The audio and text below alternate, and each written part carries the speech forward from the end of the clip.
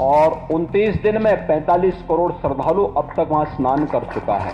आप मुझे बताओ, भारत और चीन के बाद किसी देश के पास 45 करोड़ की आबादी निवास करती है क्या?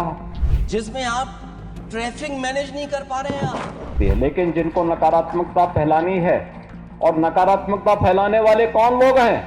ये नकारात्मकता फैलाने वाले वही लोग हैं जिन्होंने जीवन भर वीवीआईपी ट्रीटमेंट लिया है। चांद पर पहुंचने का क्या फायदा जब जमीन की समस्याएं न दिखती हों आपको?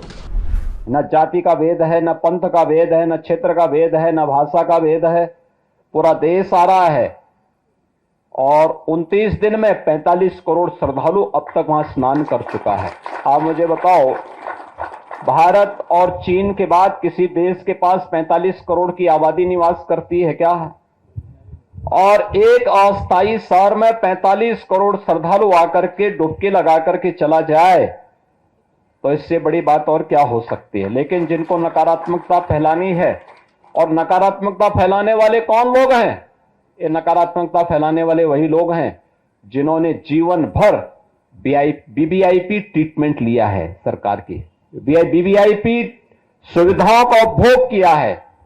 और क्या ही नहीं, आने वाली पीढ़ी के लिए भी एक रास्ता खोलने का प्रयास किया था उन्होंने कि वे तो ले ही ले, लेकिन उनकी आने वाली पीढ़ी भी इस सुविधा का उपभोग करे जैसे देश उनका बपोती हो।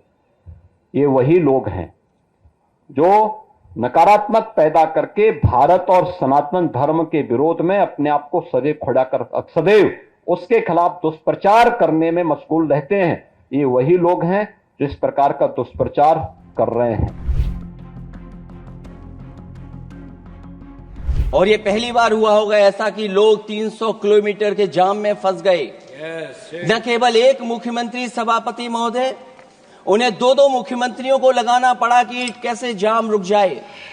सभापति, इसके साथ साथ इन्हीं के संगठन के लोगों को जब लगा कि वो व्यवस्था नहीं बना सकते, तो इतने दिनों बाद इनके संगठन के लोगों की अपील है कि भारतीय जनता पार्टी के कार्यकर्ता बाहर आए और लोगों को सुविधा दें, परेशानी दें। ये बात तब सभापति आई है जब लोग दुख तकलीफ परेशानी की वजह से इनके खिलाफ चिल्लाने लगे, इनके खिलाफ बोलने लगे। सभापति महोदय, मैं ये पूछना चाहता हूं,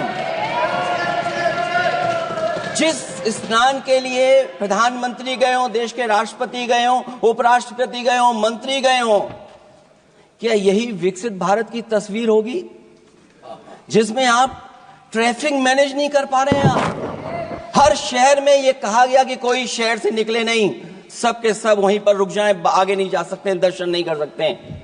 अगर यह सच्चाई नहीं है सभापति महोदय, सब बॉर्डर सील हुए हैं, जितना भारत के लोग सब बॉर्डर सील हुए हैं, और फिर चांद पर पहुंचने का क्या फायदा जब जमीन की समस्याएं न दिखती हों आपको? जमीन की समस्याएं न दिखती हों। और सभापति महोदय, मैं सरकार से जानना चाहता हूं, वो ड्रोन कहां हैं? वो जो